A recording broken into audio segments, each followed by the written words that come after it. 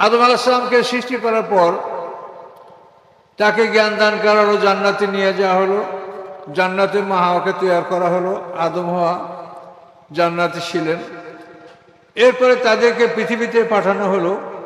তো এই আদম হাওয়ার ব্যাপারে আমরা ছোটবেলার থেকে অনেক কথা শুনেছি যে আদম একটা ভুলের জন্য, একটা অপরাধের জন্য 350 বছর কেঁদেছেন। আসলে এই কথা আমরা তাফসীর, আমি নিজেও তাফসীর লিখেছি, এই কথা তাফসীর পাওয়া যায় না। আদম আলাইহিস সালামকে আল্লাহ পৃথিবীতে নামার আদেশ দিয়েছেন এই জন্য, আদমকে যে গাছটা দেখিয়ে দেওয়া ছিল, ইন্না হাযা ওয়ালা তাকরাবা হাযিস শাজারাত, এই গাছের কাছে যাবে না। এই গাছের ক্ষতি কি? যে এই গাছের ফল খেলে তোমার পেটের মধ্যে প্রস্রাব পায়খানার ব্যাগ হবে, আমার জান্নাতে প্রস্রাব পায়খানার ব্যবস্থা নাই। এই জন্য আল্লাহ তাআলা বলছে ওয়ালা তাকরাবা হাযিস শাজারাত, এই গাছের কাছে যাবে না। কিন্তু শয়তান বুঝিয়েছে,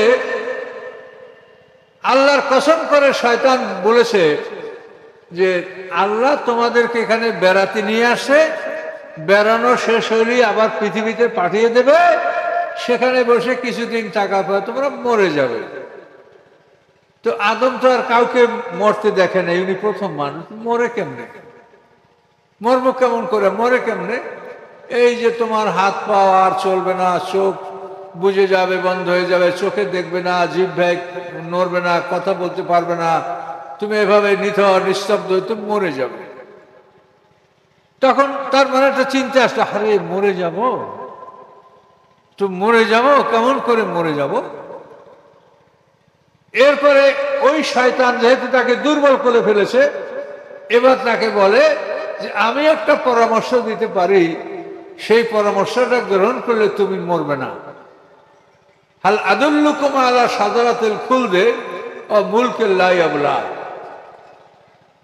তোমাদেরকে আমি এমন একটা বৃক্ষের খবর বলবো, খুলদ, এই বৃক্ষের ফল ভক্ষণ করলে তোমরা আর মরবে না, এবং তোমাদের এই জীবন কোনোদিন বৃদ্ধ হবে না, এই জীবন কোনোদিন পুরাতন হবে না, অনন্তকাল ফেরেশতা হয়ে তোমরা এখানে থাকবে। তো আল্লাহ তোমাদেরকে রাখবে না বলেই বলছে এই গাছের ফল খাইও না। আদম হাওয়া ফল খেলেন, ফল খাওয়ার পরে আল্লাহর কাছে তারা ক্ষমা চাইলেন, আল্লাহ ক্ষমা করলেন, আল্লাহ মাফ করে দিলেন।